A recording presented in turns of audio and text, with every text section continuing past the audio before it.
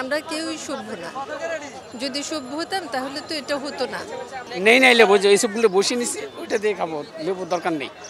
এই সাজদা কিনছি 15 দিন আগে, আমি কিনছি 120 টাকা কেজি, আজকে তো 200 টাকা। রমজান উপলক্ষ করে কিছুটা বেড়েছে, বিশেষ করে যেমন মুরগিটা আরেকটু কম হওয়া উচিত। এখন আমি মনে করি যে সবাই খাবে, এখন কম হওয়াটা দরকার, সবাই যেন খেতে পারে। কিন্তু বাইরের দেশগুলোতে আমরা দেখি যে যখন ডিমান্ড বাড়ে জিনিসের দামটা কমে। আমাদের দেশে এটা উল্টা, দেখা যাচ্ছে যে ডিমান্ড বেড়েছে কিন্তু ওরা প্রাইসটা আমাদের কাছ থেকে বেশি নিচ্ছে। আমরা কেউই সভ্য না। যদি সভ্য হতাম তাহলে তো এটা হতো না। প্রত্যেকেরই তো বিবেক আছে, প্রত্যেকের জায়গা থেকে আমরা সচেতন হওয়া উচিত, এটা আমি মনে করি। এক্ষেত্রে বিজনেসম্যান যারা আছেন ওনারা কিছুটা দায়ী আমি মনে করি। ওনারা তো ওনাদের প্রফিটটা কিছুটা কমিয়ে আনতে পারে, তাই না? কিন্তু ওইটা তো করছে না, ওনারা আরও প্রফিটটা বাড়ায় নিতে চাচ্ছে রমজান উপলক্ষে। তাহলে কি করে হবে? বাজারে রোজার আগের থেকে এখন দাম বেশি আর কি, অনেক কোনোটা ডবল হয়ে গেছে, কোনোটা কিছু বাড়ছে। কী কারণে মানুষ বেশি খেতেছে, রোজার মধ্যে একটু বেশি কিনে, আর ব্যবসার সুযোগ নেয়, ব্যবসা করে ধর্ম নিয়ে ব্যবসা করে রাখি। বিশ্বের সব দেশে ধর্মের সময়, বিভিন্ন অনুষ্ঠানের সময় দাম কমায়, আমাদের দেশে বাড়ে। ধর্ম নিয়ে ধর্মীয় অনুষ্ঠান যখন হয় তখন আমাদের ডিসকাউন্ট দেওয়া উচিত। সব দেশে ডিসকাউন্ট দেয়, সব দেশে, বিশ্বের সব দেশে ডিসকাউন্ট দেয় ধর্মীয় অনুষ্ঠান সময়। আমাদের দেশের দাম বাড়ে, ডাবল হয়। হ্যাঁ, সারা বছর 6 মাসে তারা লাভ করে, 1 মাসে তারা লাভ করে।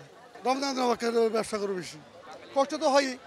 আমরা যারা কিনি তাদের কষ্ট হয়, যারা বেশি তারা তো ফুর্তি করতেছে, ওরা ব্যবসা করতেছে, আমরা তো কষ্ট হয়। এই সাজদা কিনছি 15 দিন আগে, আমি কিনছি 120 টাকা কেজি, আজকে তো 200 টাকা। সব কিছু তো নাগানের বাইরে। হ্যাঁ, এই যে মাছ কিনছে, যে সব কিছুর দাম। লেবু কিনতে গেছি, এক আলি লেবুর দাম 80 টাকা।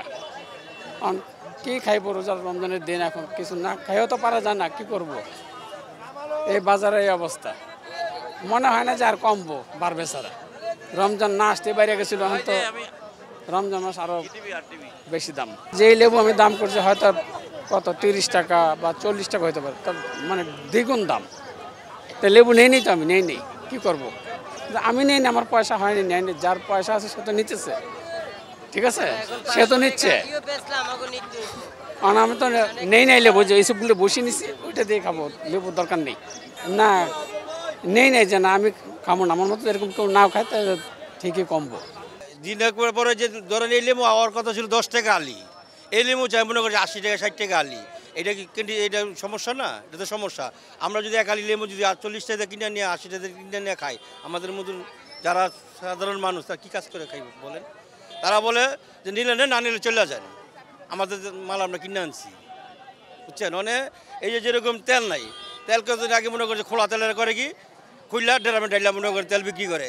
এই যে রোজার আগের দিনে তেল কিনতে গেছি, বহু দোকানে গেছি, ভাই তেল দেন, তেল নাই, না চাই তেল নাই, মুহূর্তে দিকে তাকায় না, ভাই 5 লিটার তেল তো নাই, তেল কোথায় গেল?